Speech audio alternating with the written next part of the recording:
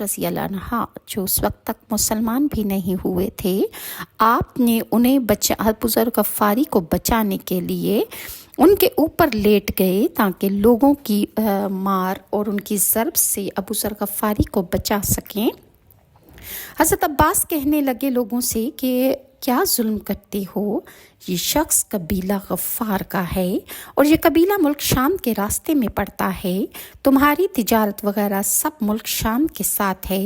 اگر یہ شخص تمہارے ہاتھوں مر گیا تو شام کا آنا جانا بند ہو جائے گا۔ اس پر ان لوگوں کو بھی خیال ہوا کہ ملک شام سے ساری ہماری ضرورتیں پوری ہوتی ہیں، وہاں کا راستہ بند ہو جانے کا مطلب یہ ہے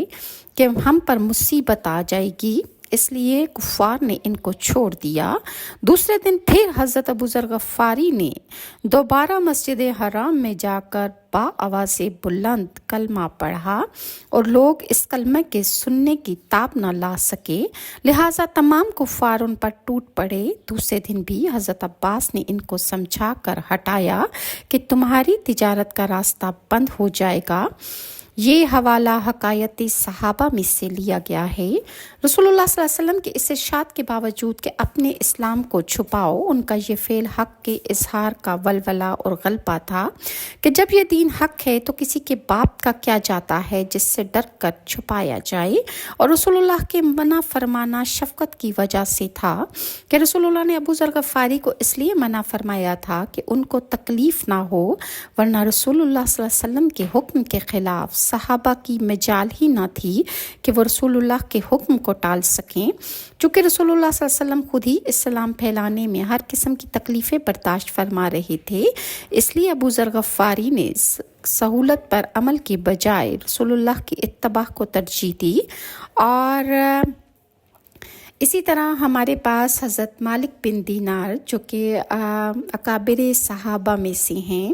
ان کا اسلام لانے سے پہلے کیا حالات تھے اور کیا ایسی چیز تھی کہ وہ اسلام لے کر آئے۔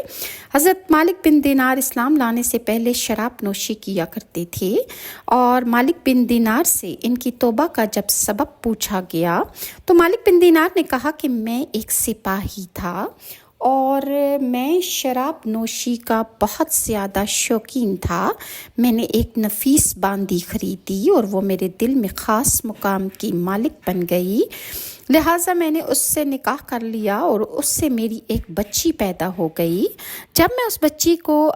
دیکھتا تو حد سے زیادہ میں اس سے پیار کیا کرتا تھا، لہٰذا آہستہ آہستہ وہ بچی زمین پر کھسٹ کر چلنے لگی تو میرے دل میں اس بچی کی